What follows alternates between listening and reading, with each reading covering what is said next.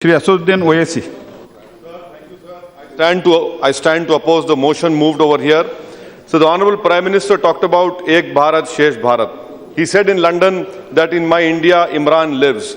The Prime Minister during a book launch in his house said that in Quran, the word knowledge has been mentioned 800 times to specify the importance of knowledge in Islam.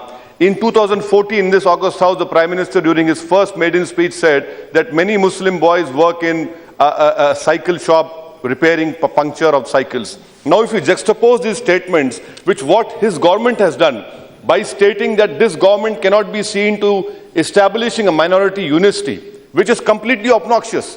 Why? Because a government is always in continuous form. I am talking in relation to Aligarh Muslim University. Sir, what was implicit in 1920 was made explicit in 1981. And this government has forgotten the Jansangh stand.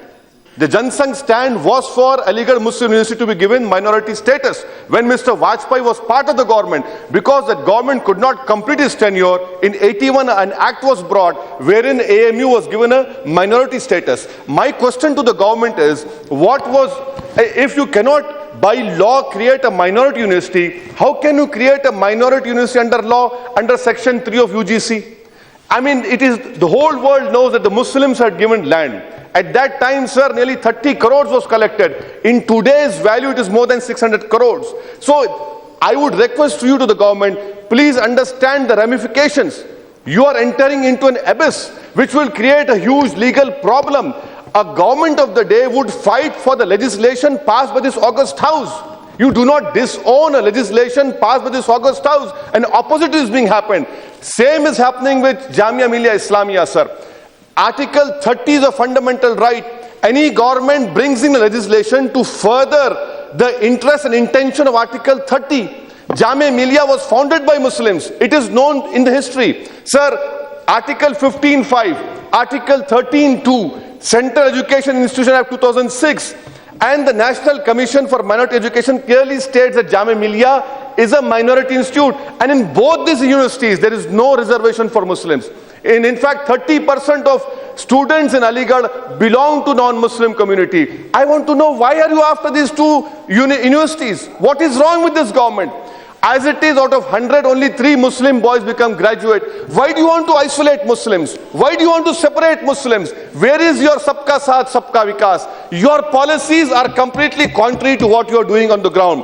Sir, don't you want the Muslims to become doctors? Don't you want the Muslim girls to become scientists? Why are you stopping my progress? There's a mention in present debate about demand scholarship. My proposal to the government is, make these scholarships demand driven. We want to study. We want to become pioneers. We want to strengthen this nation. We want to realize the dream of equality, fraternity, liberty. That can only happen if scholarships are made demand-driven for minorities, for OBCs, and for Dalit community. Sir, my third point is, Mr. Venkaiah Naidu has been made a chairman of a committee to look into reservation for Jats, under 27%.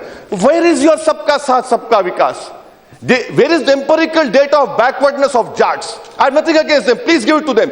But there is an empirical data of my socio-educational backwardness. Will Mr. Venkaiah Naidu and his government stand up and support the 4.5 reservation given to minorities? Will Modi government give reservation to Muslims of Maharashtra? Bombay High Court have given. You are awarding violence. You are giving to those people who have indulged in killings. Is this what you stand for? Where is your support and talk about rule of law? The third point which I want to bring to your notice, sir, is about the important issue of J&K. Where is the government in J&K? A sensitive state. Alienation has increased so much that terrorists are firing at us and people are throwing stone at our security forces. What is wrong with this government? Where is that governance which they talked about during election campaign? You have no governance or iota of governance in Jammu Kashmir, sir. Oil prices, sir. Where is that benefit? Why isn't that benefit being passed on to the general public? Oil barrel is now less than $30. Why cannot I get the benefit? Why are you stopping that benefit being given to me? Sir, you come from Karnataka, sir. You come from Karnataka. Sir, I would request to you. I would request you also, sir. If an MP from Karnataka says, which from ruling party has said, that as long as Islam remains, there will be terrorism in the world.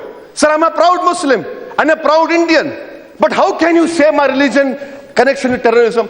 The Prime Minister is going to address a Sufi conference on 16th of March. If that is the case, why should the Prime Minister go and address a Muslim conference? If an MP of BJP says that as long as Islam exists, there will be cause of terrorism. Sir, I request to you, to the government, to the wisdom of this government, that your MOS says that we will show the strength of the majority community to Muslims.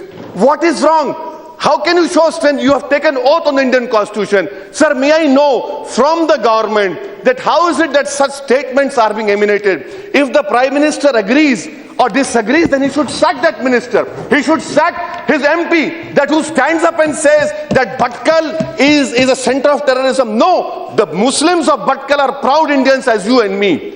There might be some elements which should be dealt with strictly, but to say Islam and Bhatkal is completely wrong. Sir, let me bring to your notice the statement made by the Additional Secretary of Minorities Ministry. During a closing of a function, he said, अभी कुछ हालात ऐसे हैं जो लोगों को सोने नहीं देते, हमें अब नींद भी नहीं आती. Sir, this is what an Additional Secretary of Ministry of Minority Affairs has said. I salute that Additional Secretary. He's a proud secular Hindu. And by his stating that words, he has shown to this government mirror that, look, I'm concluding, sir. And lastly, sir, I want to congratulate the Prime Minister for working for 18 hours.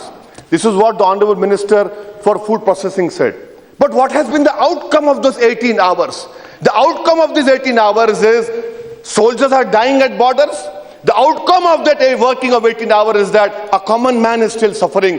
But yes, there is a positive outcome the positive outcome for the Prime Minister is growth of Hindutva, violence on Dalits, atrocities on minorities. That is why I request to you, to the government, that please, if you stand for India first, if you stand for a constitution, give minority character certificate to AMU, support the legislation which was passed in August House. These are only 2 universities. Give scholarships to Muslims and make it demand driven, and stop your ministers, stop your MPs from creating further polarization. Thank you, sir. Thank you.